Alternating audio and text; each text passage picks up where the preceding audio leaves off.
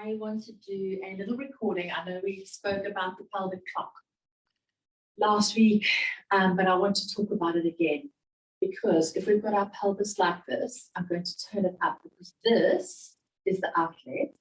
And what I've done is I've drawn you what I call the pelvic clock, okay? And it's literally thinking about your pubes. We talked about it last week, but now I've made you like a little drawing, okay? So that you can literally see how this fits. So there is my tailbone. There's the pubis. There's the pubis. There's the tailbone, 6 and 12. Showing it over here as well. Pubis and the tailbone. Pubis and tailbone. Okay, and that's what I want you to be thinking about when you are doing all the exercises, okay? This is your hard bony structure. We've spoken about this before. Within this is the soft structure. And what I want you to do now, before we even start, and before I go more into that, is I want you to think about the soft structures in here. And if you close your fist like this, and you can see that bit over there, look down at that. That is what your closed cervix looks like. So at the moment, in your pregnancy, your cervix is closed. If you have to take 3 fingers like this and just open the cervix, open the fingers so that your thumb and forefinger, you'll be able to fit 3 fingers in here. And that is literally 3 centimeters dilated. From this to that, closed to 3 centimeters is early labor. And that is the part where you'll be at home. You'll easily be able to distract yourself. You want to find the balance between resting and activity that feels good. So whether that is walking, whether that is sitting and rocking on your ball, whether that is watching a series, whether it's going out to hang out with friends if it feels good, being in the kitchen cooking, being out in the garden, whatever makes you happy and that allows you to distract yourself. And of course, I always say it depends on what time of the day that happens. So if it is the middle of the night, you're not going to go visit friends or cook or go into the garden. You might watch a series or try and go back to sleep so that you can get as much rest as you possibly can. Because from 3 centimeters on, if you had to take the fingers like this, with the thumbs and forefingers overlapping, it would be around about 5 centimeters. And if you go all the way out, then we're at about 9 or 10, or the average diameter of your baby's head. Okay, and that is the opening, and it's around about 5 to 10 when you're in active labor, and that would be the time where you want to make sure that there's absolutely no tension here in the pelvic floor, and where you're going to start feeling the surges a little bit more intensely, and you're going to have to use the breathing.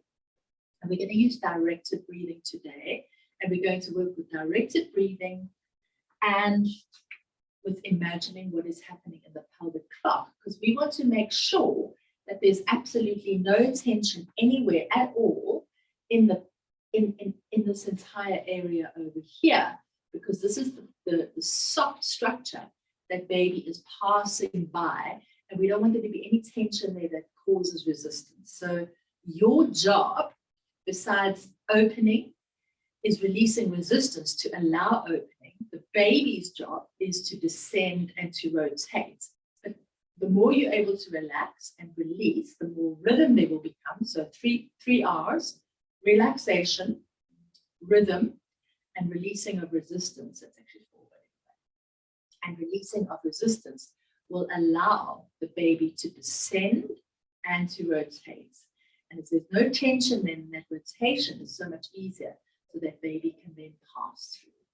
And your job is releasing resistance to allow dilation.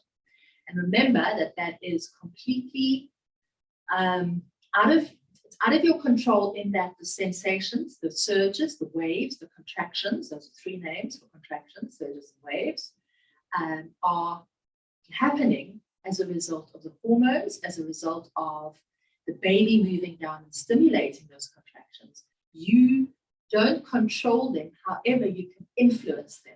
And what you're learning to do now is to influence them positively.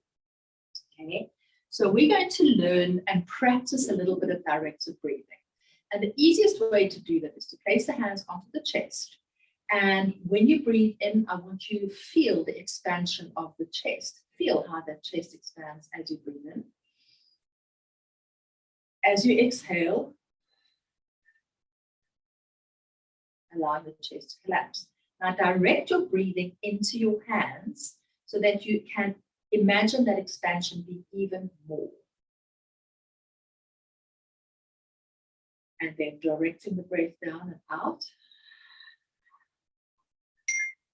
And take one more breath and just continue to create space in your chest area.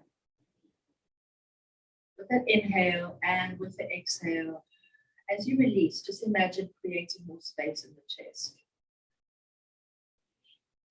It's an awareness exercise, okay? Yes, out this side. Now move the hands down to the belly. Do exactly the same thing. As you breathe in, expand into your hands. Direct the breath down. Breathing into the hands. As you exhale, next breath, just hold there. And imagine increasing the space that you have created. Breathing in, expanding, exhale. You're releasing the breath, but you're creating space in the belly. You're directing the breath down. Creating space.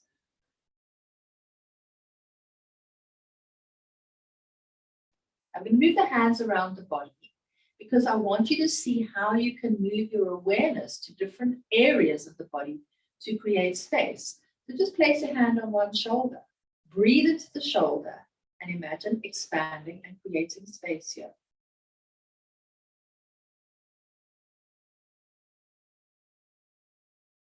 Do 2 breaths in each area.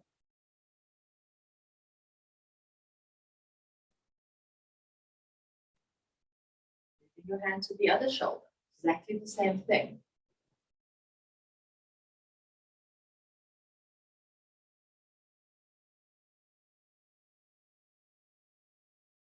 Notice how it gets easier every time you do it. As you become more skilled at directing your awareness to different areas of your body.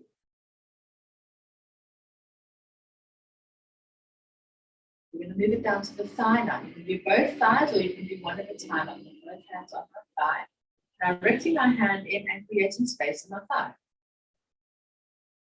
A little bit more difficult this time because the breath doesn't really move down to the thigh, but just use your imagination.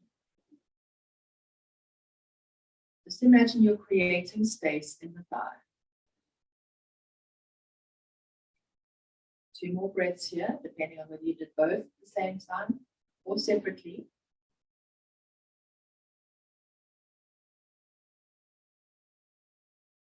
Now you're moving your hand to the back. A little bit easier here because you can feel the expansion of the sacrum as you breathe in. Now imagine you're creating space in the back body.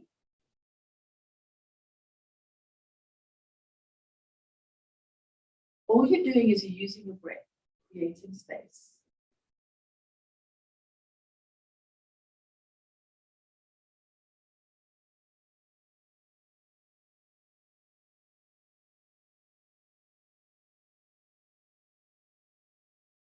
And now we're going to move down to the pelvic clock. So our pelvis is here. Our pelvic clock, sitting on it, is literally there. And what I'm doing is I want to breathe in and expand the area inside the pelvis. Imagine that you are blowing up a balloon downwards and really creating space in the pelvic area. Almost imagine that pelvic clock expanding as you exhale. Release. But still, as you breathe in again, notice how much space you've created. See if you can create even more with the next in-breath.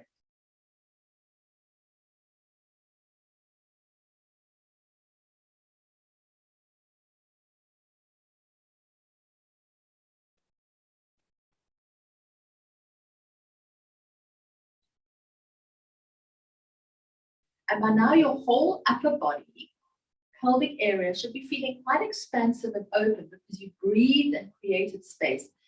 All I want you to do is fast forward to the day that you're in labor and imagine how you can use your breathing to create space mentally, because you don't actually know what's happening. You were just feeling this, creating space in your body and thinking of all the areas you want to create space here inside the pelvis and making sure that there's absolutely no tension here in that pelvic floor. So let's move to work a little bit more directly with that pelvic floor now. And we do the same exercise that we did last week, where I encouraged you to rock backwards and forth between 12 and 6, between your tailbone and your pelvis. And you're actually going to rock a little bit on your ball. Feel that gentle rocking. And as you come forward, contract. As you go back, release. It's a quick one. Contract, release. Contract, release. Contract, release. Contract, release. Drawing up the pelvic floor. And you feel what's happening there. And imagining what's happening in your tailbone as well as you flick back, creating space there too. But now you're creating space in the harder structures. Just creating awareness here. You're going to go from side to side. Think about what's happening. And I'm flicking my hips from side to side. Okay. See if you can contract each side of the pelvic floor as you flick the hips out. So I'm working with soft tissue and your hard bony structures here. How does it feel? Okay, and now we're going to just do some nice rotations. A little bit. Do some nice rotations here.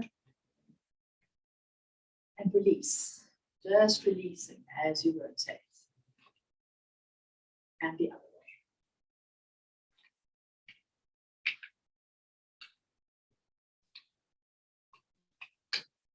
Okay, now you're moving the hips in a round circle.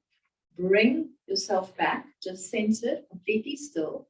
And I want you to try and mimic that movement of going round and round with soft tissue. See if you can make a little circle inside. And notice what happens in your throat and your mouth and your jaw when you make those little circles. Keep the whole body still. And change direction.